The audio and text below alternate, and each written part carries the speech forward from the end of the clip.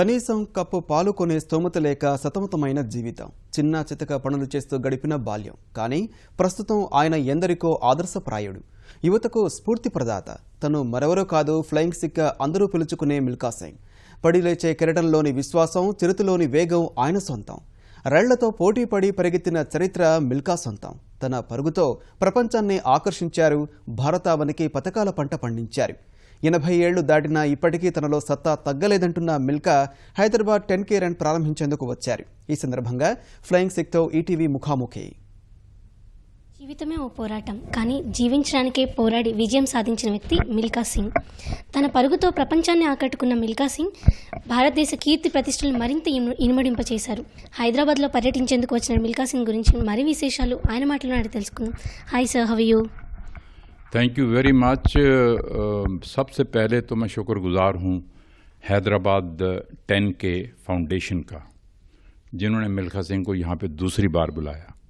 पहले एक बार मैं आया था यहाँ पिछले साल, और मैंने चंद एक बातें इनसे कही थी कि मैं दोबारा आऊँगा तो यहाँ पे कोई न कोई मिल्खा सिंह नज़र आना चाहिए।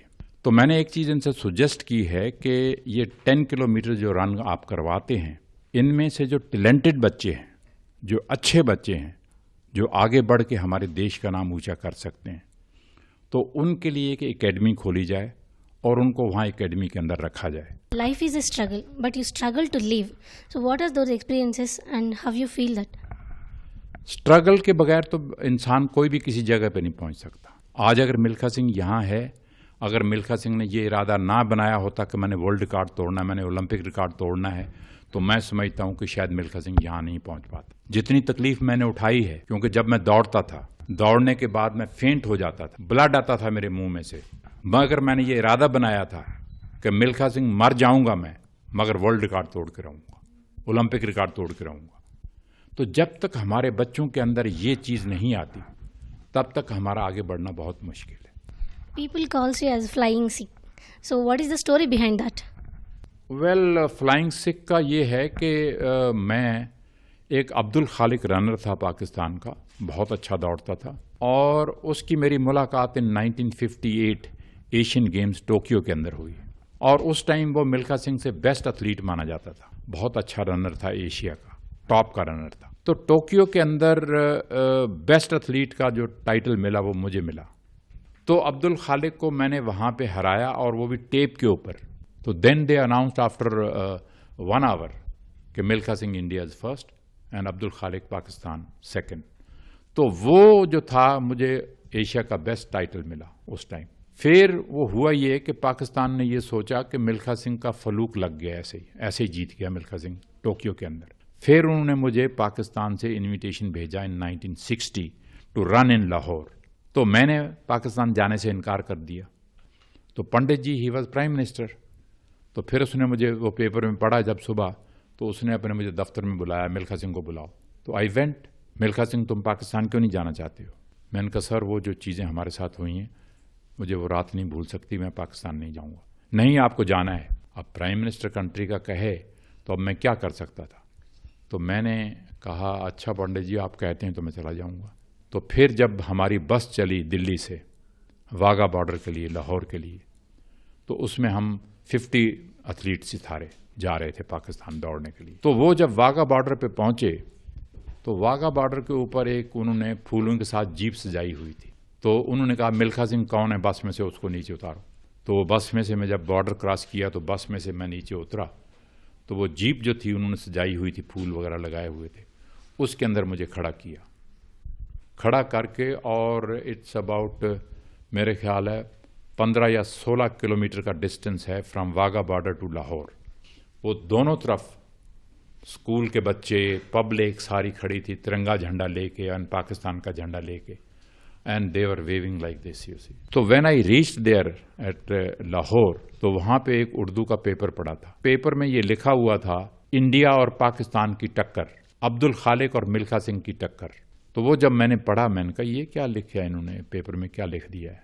तो नेक्स्ट डे देर रेस थी स्टेडियम के अंदर, about 60,000 people they were sitting there. तो वहाँ पे मैंने जनरल अयूब भी आए हुए थे।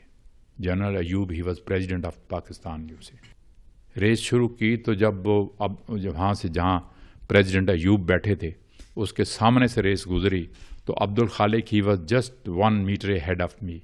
तो जब जैसे जैसे वो 50 मीटर रह गए थे रेस ख़त्म होने में, तो मैंने अब्दुल खालिक को पकड़ लिया, करीबन को 8-10 गज से डिफीट दी। जनरल अयूब जो थे उनने गोल्ड मेडल ला के देना था विक्ट्री स्टैंड के ऊपर, तो उन्होंने नाम पुकारे, Milkha Singh India first, second Makhan Singh India and third Abdul Khaliq Pakistan, to put medal in my neck. तो उसने मुझे कहा कि मिल्खा सिंह जी, आप पाकिस्तान के अंदर आके दौड़े नहीं, आप उड़े हो, फ्लाई किया आपने। तो he gave me the flying six title. We heard that at the starting times you ran along with the trains, you compared with the trains. Is that true? Yes, बिल्कुल सही बात है। मैं यहाँ पे 9 years I trained myself here in Secunderabad इन बुलारम। जो train आती थी, छोटी ट्रेन, वो इंजन के साथ साथ दौड़ता था, बैक में वेट डाल के, तो मैं हिल के ऊपर जाता था, जाके गिर जाता था, आखिर में जाके बेहोश हो जाता था। तो वो थी training. Can't you think all those things are too difficult to train? I know आजकल के बच्चों के लिए बहुत डिफ़िकल्ट है, क्योंकि मैंने इसीलिए कहता हूँ कि अगर ये एकेडमी खोलते हैं, इस एकेडमी के अंदर आप वो बच्चे रखिए जो हार्ड वर्क कर सकें।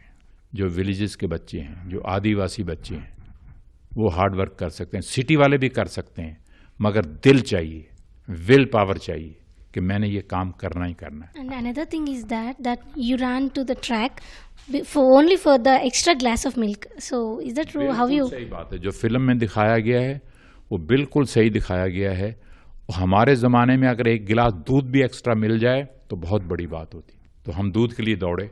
You work in army, right? So what are those experiences? Proud of army. आज मिल्खा सिंह जो भी है, it is because of army. What are you thinking about the film, that your biographic movie, Bhag Milka Bhag? बच्चे, film बहुत अच्छी बनाई है उन्होंने। फिल्म देख के मैं बहुत रोया। Even though you ran with barefoots, you got succeeded. But the situations today has changed, completely changed. Change बच्चे, क्योंकि मैंने उससे पहले कहा था कि मैं गवर्नमेंट को ब्लेम नहीं करता।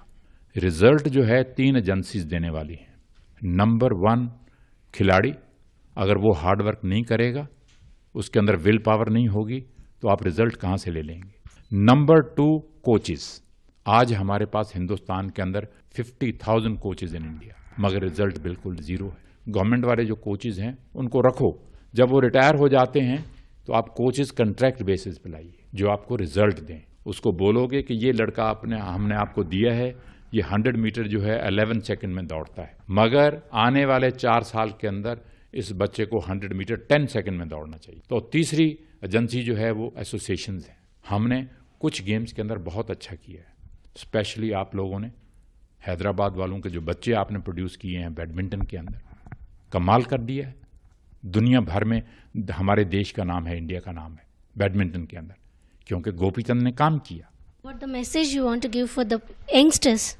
यंगस्टर से यही कहूँगा कि अगर आपने अपने देश का नाम ऊंचा रखना है, एक तो आप पैसे के पीछे मत भागिए, और दूसरा ये कहता हूँ कि अगर देश की इज्जत को कायम रखना है तो आप मैच फिक्सिंग जो आजकल हो रही है, मैं कह के हटा था कि आज इंडिया हार गया कल जीत गया, आज इंडिया हार गया कल जीत गया, मगर ये समझते नहीं, जानते नहीं बच्चे ये कि हमने अपनी कंट्री को किस तरह से आज़ाद करवाया है, मगर हम लोगों को उस कंट्री की इज्जत को बचाना है। Don't think about money and don't sell our nation's name. तो ये चीज़ें मैंने उनसे कही हैं। मेरी बेस्ट विशेज़, ये फाउंडेशन को मैं बहुत बहुत मुबारक देता हूँ कि आप लोगों में से ही मिल्खा सिंह उठा था।